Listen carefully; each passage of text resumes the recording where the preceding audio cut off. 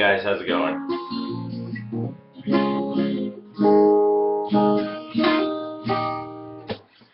Don't mind me. Just finishing up tuning a guitar here, getting ready for another recording session. Hey, listen, what I want to talk to you guys about tonight, by the way, Rob Cushing here again from thebetterclaim.com. Want to continue my series on touring, okay? I kind of fell off the wayside on that a little bit. So in some of the previous videos, we talked about planning and booking a tour. You know, why not only you should do it, why you have to do it, and so those are my YouTube channel. You can look those up there as well. Okay, you can go to my blog as well, and I have a link to the blog down below, the actual blog that we're going to talk about tonight. Okay.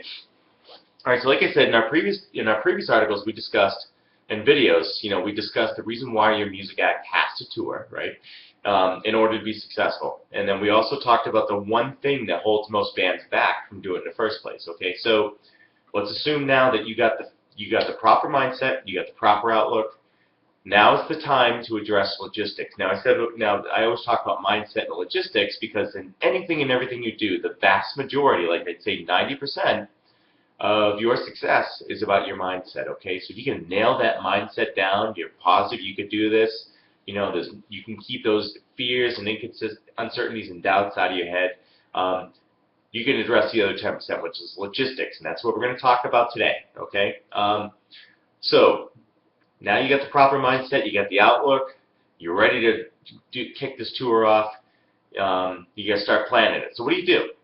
So let's talk about a few things. First off, time frame. Okay, so first you want to set a time frame ahead. Okay, so while you know, obviously last minute opportunities come up. Okay, that happens sometimes, but you really want to be planning about 3 to 6 months ahead, if at all possible.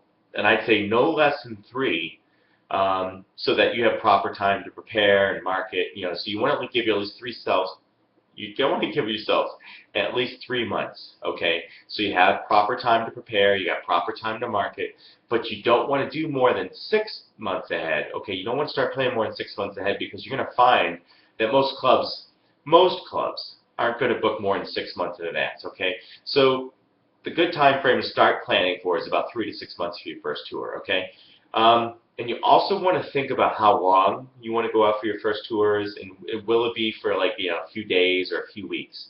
All right, try to give yourself at least a week.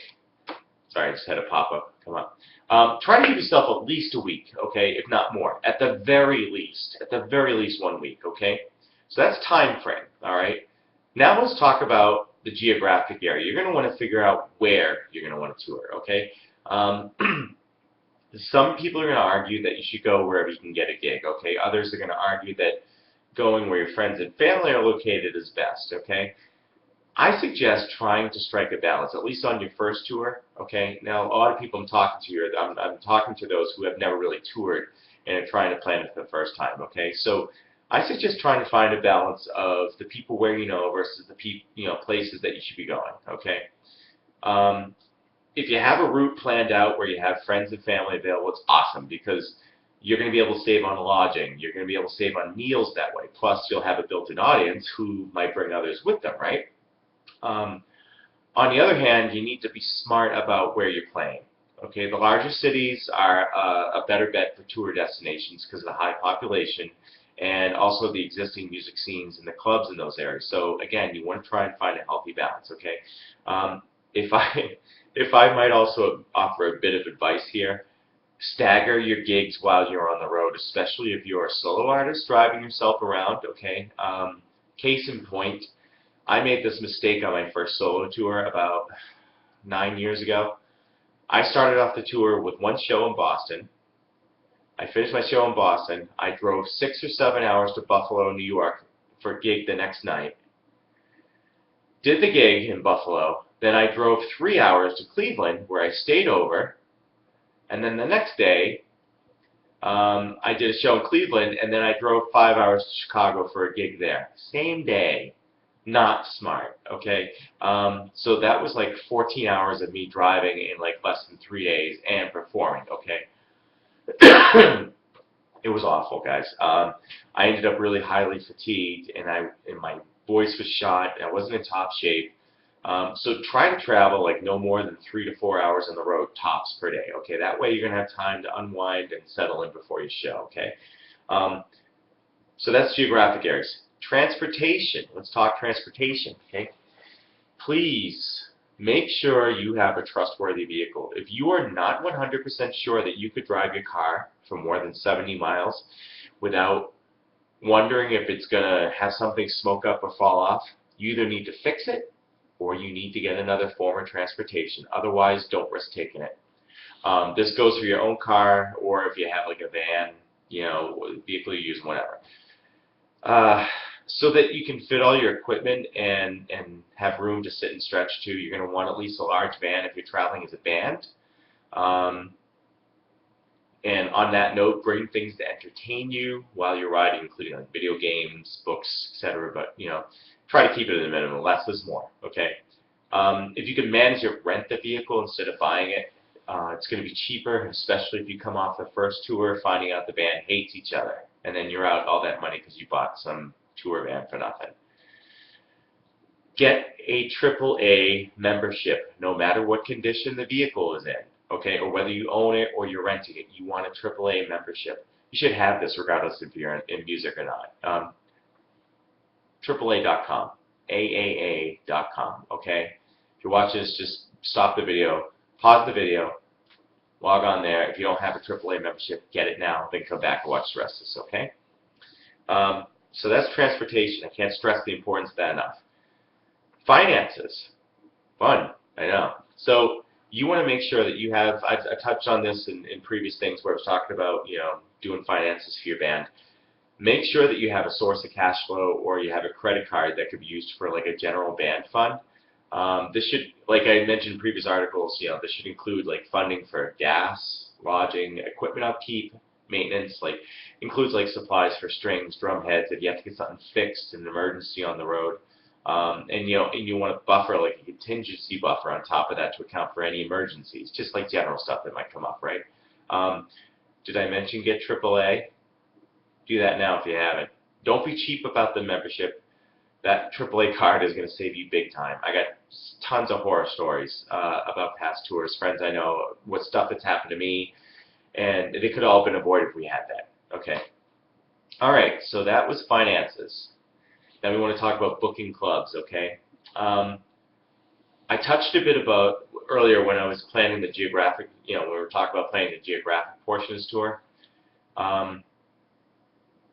And networking with bands is a great way to book gigs in other towns. For example, if like you're a Boston band and you're looking to break into the Philadelphia or the DC area, you can network online, like by social media with bands that like, you know, there are always bands looking for a slot in another city, okay? So network like with social media for bands down there that are like looking into like an opening slot at the club in their area, you know, I mean, actually I said that wrong.